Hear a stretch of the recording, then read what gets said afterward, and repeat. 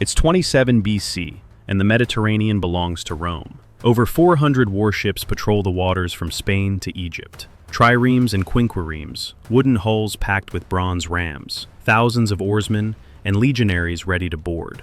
Rome doesn't just control the sea, it owns it. Now drop a single modern destroyer into that world. One ship, the USS Arleigh Burke, 505 feet long, 9,000 tons of steel, gas turbine engines that push it to over 30 knots, and enough firepower to flatten a coastal city. No support, no resupply, just the crew, the weapons, and whatever fuel and ammunition they loaded before they somehow ended up 2,000 years in the past. So, what happens when Rome's entire navy tries to stop it? The Romans have numbers, hundreds of ships, tens of thousands of trained marines, and 500 years of naval warfare experience perfected across every major battle from Actium to the Punic Wars. They know how to ram, how to board, and how to coordinate fleets that stretch across the horizon. The destroyer has radar that sees over 100 miles, missiles that fly at Mach 2, a 5-inch gun that fires 20 rounds per minute, and computers that track hundreds of targets simultaneously. It's not a fair fight, but let's see how unfair it really gets. And that leads to 3 scenarios where Rome tries everything it's got to take down one impossible ship. So, if Rome's entire fleet somehow encounters this destroyer, they'd be looking at something they can't even comprehend. Let's start with the Roman side. A typical trireme is around 120 feet long, powered by 170 oarsmen working in synchronized rows. It's got a bronze ram on the front, designed to punch through wooden hulls. On deck, there may be 30 to 40 Marines with shields, spears, and short swords. Top speed? Around 9 knots in perfect conditions with a fresh crew. Range? However far the rowers can pull before they collapse. A quinquireme is bigger, maybe 150 feet, with more rowers arranged in 5 rows, and space for up to 120 Marines. It's Rome's heavy hitter, the ship they use to dominate major naval battles. But it's still wood, bronze, rope, and muscle. Now scale that up. Rome's full Mediterranean fleet in its prime has over 400 warships. Let's say 200 triremes, 150 quinquiremes, and the rest smaller patrol ships and support vessels. That's roughly 40 to 50,000 trained sailors and marines, the best naval force in the ancient world. But they move at rowing speed. They communicate with flags and horns. They can't fight at night, and their effective weapon range is whatever distance they can throw a javelin, or row close enough to ram. So we're talking maybe 50 to 100 feet. The destroyer is a different species of war machine. The Arleigh Burke-class is 505 feet long, or about 4 triremes laid end to end. It displaces 9,000 tons, which means it weighs roughly the same as 60 fully loaded quinquiremes. The hull is steel, over an inch thick in some places. The engines are gas turbines that generate a combined 75,000 horsepower, enough to push the ship to over 30 knots without breaking a sweat, and it can sustain that speed for days. The weapons? Start with the 5-inch Mark 45 naval gun mounted on the bow. It fires a 70-pound explosive shell up to 13 miles away at a rate of 20 rounds per minute. That's 1 shell every 3 seconds, each one detonating with enough force to vaporize a wooden ship. Then there are the missiles. Harpoon anti-ship missiles with a range of over 70 miles, flying 50 feet above the water at 530 miles per hour. Tomahawk cruise missiles that can hit targets over 1,000 miles away. Standard surface-to-air missiles for anything airborne, though Rome obviously doesn't have aircraft. The Phalanx CIWS, a radar-guided Gatling gun that fires 3,000 rounds per minute, designed to shred incoming missiles but just as effective against small boats. And the AN/SPY-1D radar system. It tracks over 100 targets at once, detects surface contacts beyond the horizon, and feeds all that data to computers that calculate firing solutions faster than any human crew could even spot a sail on the horizon. The destroyer doesn't need to see the enemy to kill them, it just needs them within range. Rome has the numbers, but they can't use them all at once. Ships need space to maneuver, and 100 quinquiremes bunched together just make a bigger target. They're also limited by daylight, weather, and how long their crews can physically row. The destroyer operates 24 hours a day, in any weather, and its crew of around 300 sailors can stay at battle stations far longer than any Roman rower. One modern warship equals roughly 400 ancient ones in terms of pure destructive capability. But we're not just comparing firepower, We're comparing detection, range, speed, endurance, and the ability to fight without ever being seen. So, the conflict starts with Rome trying to figure out what they're even looking at. And that leads to the first scenario, where the destroyer doesn't even let them get close. Dawn breaks over the Mediterranean, and a Roman patrol squadron spots something impossible on the horizon. It's a ship, but it's not moving like any ship they've ever seen. No sails, no oars, just a gray steel wedge slicing through the water at impossible speed, leaving a white wake that stretches for miles. The Roman commander orders his 10 triremes to investigate. They form a line and start rowing toward the unknown vessel, still over 15 miles away. On the destroyer's bridge, the AN/SPY-1D radar has been tracking those 10 contacts for 30 minutes. The crew's already identified them as surface vessels, calculated their speed at 7 knots, and determined they're on an intercept course. The captain gives the order: fire. The Mark 45 gun rotates, locks onto the lead trireme, and fires. The shell leaves the barrel at over 2,000 feet per second, flying across 13 miles of open water. The Roman crews don't hear it coming. They're still rowing, shields stacked on deck, Marines ready for a boarding action that'll never happen. The shell hits dead center. The 70-pound explosive detonates, and the wooden hull disintegrates. The bronze ram tears free. Oars snap like twigs. Seconds later, the ship's gone. The other 9 triremes freeze. There's no enemy in sight, just a distant gray shape that hasn't even changed course. Then the second shell hits, then the third. The destroyer's firing at 20 rounds per minute, and every shot finds its target. Shells rain down like divine judgment. Hulls explode, masts collapse. Some ships try to turn and row away, but they're moving at 7 knots, and the destroyer's closing at 30. 8 minutes later, all 10 triremes are sinking, or already gone. The Roman commander, clinging to wreckage, watches the gray ship pass half a mile away. It doesn't slow down. It doesn't stop. It just keeps moving, engines humming like distant thunder, and then it's gone over the horizon. News of the massacre spreads across the Roman fleet. A ship with no oars that kills from beyond the horizon. Weapons that strike like lightning.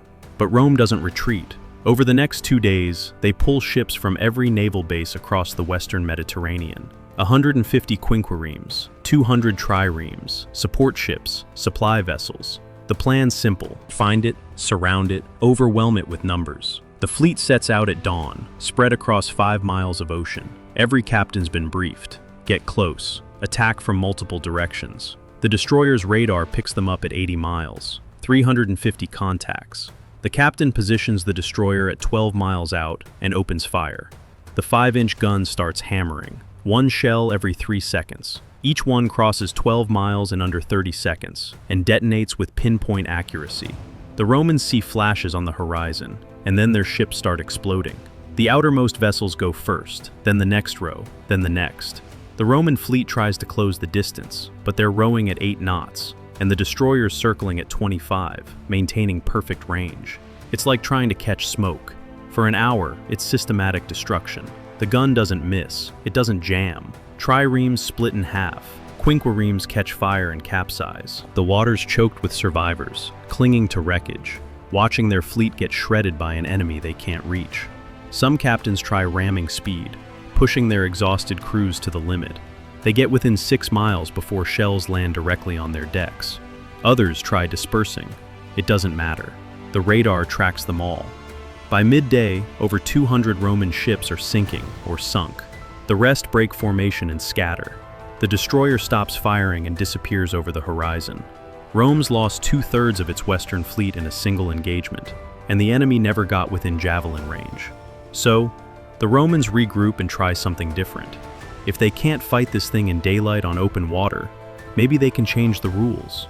Rome's never faced an enemy like this, but they've been fighting naval wars for centuries, and they know how to adapt. The surviving captains report back.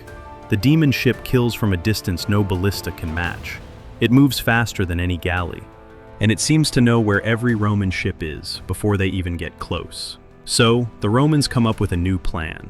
If the ship can see them coming in daylight, attack at night. If it's got range, close the distance with chaos. And if small fleets aren't enough, throw everything at it at once. First, they try the night assault. 50 triremes row out under a moonless sky. No torches, no signals, complete silence. The destroyer's sitting 15 miles offshore, radar sweeping in every direction. At 0200 hours, the radar operator spots 50 contacts. They're 8 miles out and closing. The captain gives the order: illuminate and engage. Searchlights snap on, turning night into day. The Roman fleet's caught exposed, still 4 miles away. The 5-inch gun opens fire with airburst rounds that detonate 50 feet above water and spray shrapnel downward. White-hot metal shreds sails, oars, and anyone on deck. 20 minutes later, 43 triremes are sinking, so Rome tries fire. 20 cargo ships loaded with pitch and tar, set ablaze and aimed at the destroyer. A wall of flame drifts across the ocean, black smoke billowing hundreds of feet into the air. The destroyer backs up, maintaining a 15-mile gap, and starts firing into the main Roman fleet behind the fireships. The shells arc over the burning vessels and slam into the quinquiremes waiting behind.